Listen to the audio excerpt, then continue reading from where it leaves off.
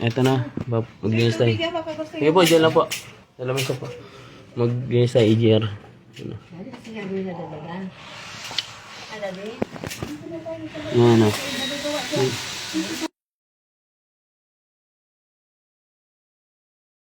Ito na yung EGR. Itong tatanggalin. Hindi to pinapersa pagad pataas or ginaganon. Hindi. Pakita mo, boy.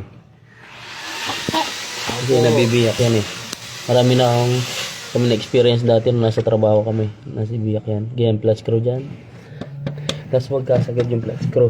Kasi nasisira yung gasket. Ganyan lang. Ito yun. Aangatan ko sa NW40 lang. Mga 10 minutes lang pag ganyan-ganyan. 2 pokpok, 3.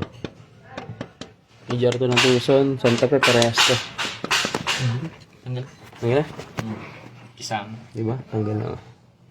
Basic lang. Madali yung tanggalin. Pero kanina pa siya nagpupupukpuk. Hindi mo boy. Ito ang EGR niya. Kasi pag pinarsa mo, nabibiyak to eh. Hindi boy. Napasukan ng W40 kaya lumambot eh. Nakita mo? W40. Pinasukan. Nice. Ay, sa mga magpapali sa EGR, mag-message lang kayo. Ito. Yan, hanggang dito yung gasket eh, ano. Kasi pag sinagad mo, tatama yan dyan. Nakita nyo? Ayan, hanggang dyan. May gasket kasi yan eh. Ganun lang, ano, pokpok sa kasikwat. Napakadali lang. Linis muna tayo. Oh.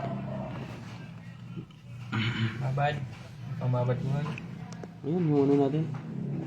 W40, malinis, saka diesel.